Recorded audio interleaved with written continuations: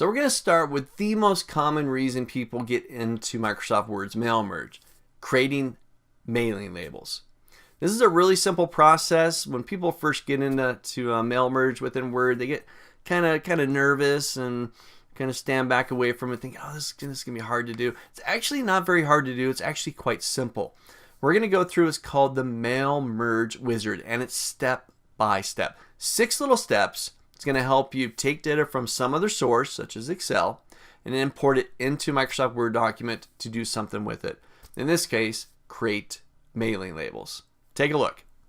So first step, I've got my document open, just a brand new document. I just went File, New, Blank Document, and that's what I got in front of you right now. So next step, I'm going to go to Mailings. I'm going to go over here to Start Mail Merge.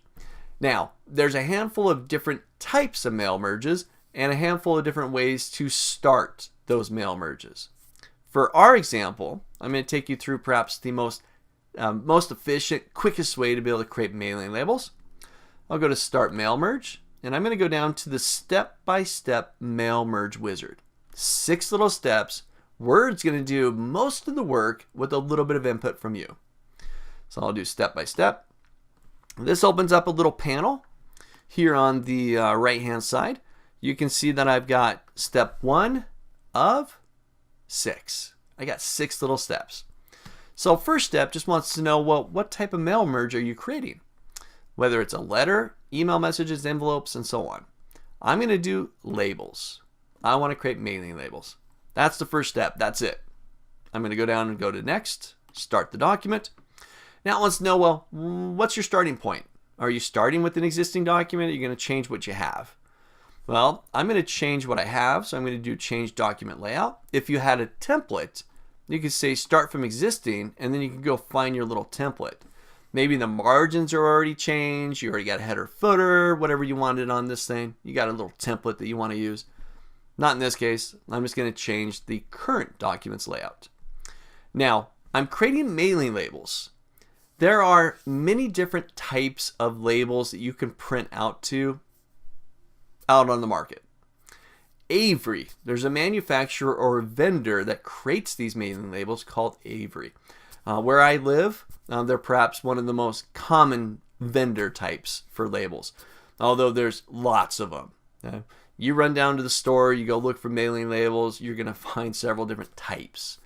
Well, in order for my mailing labels to fit on my paper and to print out properly when I send it to the printer and feed the labels through the printer, I need to let Word know what type of labels I'm using. So I'm going to do label options. Here, I get to pick my label vendor, who creates them. I'm going to stick with Avery US letter, although you got so many in there. But I'll stick with Avery US label. Down below, you get the different products that Avery puts out. So there's one that I'm going to use. The product code is 5160. It's Easy Peel address label. I can see over here that it's 1 inch high by 2.63 inches on a standard 8.5 by 11 sheet of paper. Sounds good to me. So I'm going to go ahead and hit OK. Now that actually changed the layout on my page. You could look over here. I've actually got a table here, and it's really narrow margins. But you've got the 1 inch high label by 2.63 width, and you got 1, 2, 3 labels across, and 1, 2, 3, 4, 5, 6, 7, 8, 9, 10, 10 labels high. Okay? But it built a little table where all that data will go for the different bits of data or records from your data source. All right, let me go back to the first part. So that's step 2, right? So now I'm going to go to step 3, select the recipients. Or essentially, I'm going to tell Excel where I'm getting my data from to create these labels.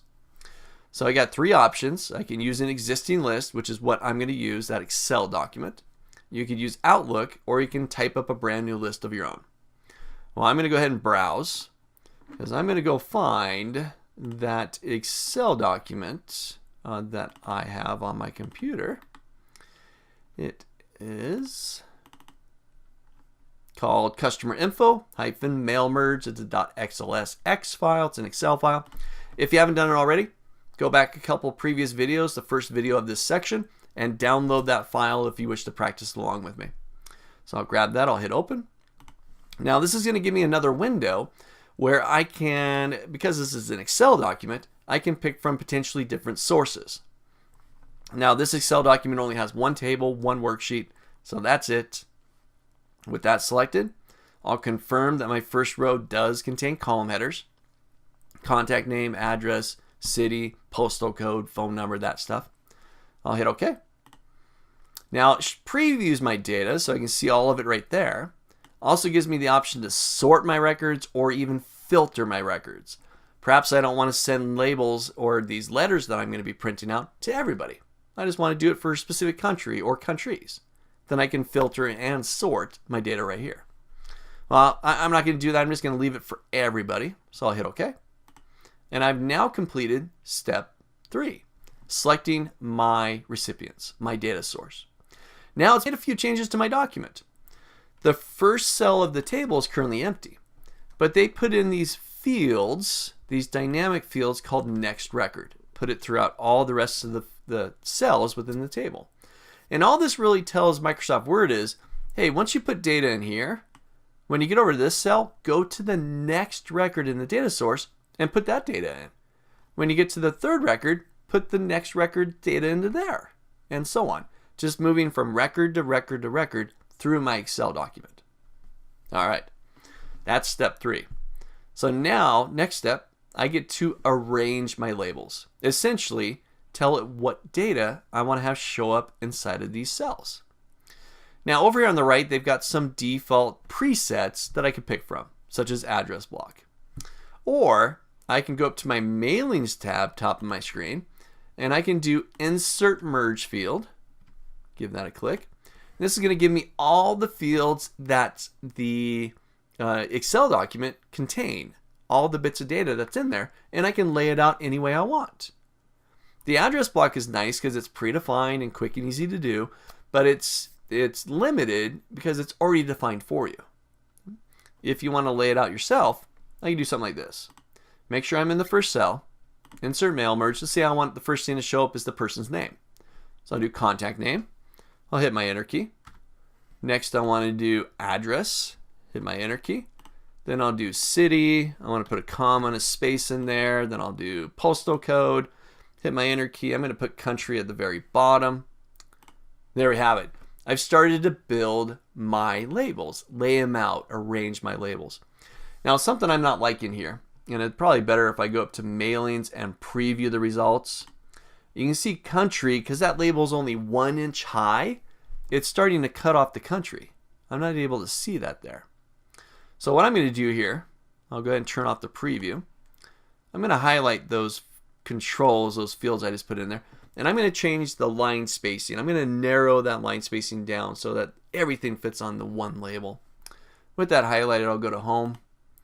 I'm going to go into my paragraph settings here, and I'm going to change the before and after spacing to just zeros. 0, and I'll hit OK.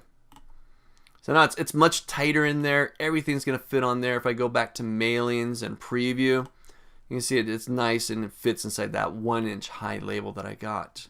Let's turn off the preview once again. Now I've arranged my labels. This is really what this step's all about. Now you'll notice when I did preview the records, I got the 1, but I'm not getting all the rest of the records in there. Well, there's one more step. There's a button here for update labels. Essentially, take what you just customized and update all the rest of the labels, the rest of the columns and rows that table has. So I hit the update labels button, and now I've got all my records in there, nice and clean. Looks like they all fit there. That one's getting pretty close to the edge, but they fit within that 1 inch by 2.63 label that standard US Avery labels gave me. I'll turn off the preview. You can see it's filled it out everywhere else for me. That's step 4. Just arrange your labels. Put what you want out there. I'll go ahead and get down here. I'll go to the next step, which is just really preview, which we've already done. I previewed it there.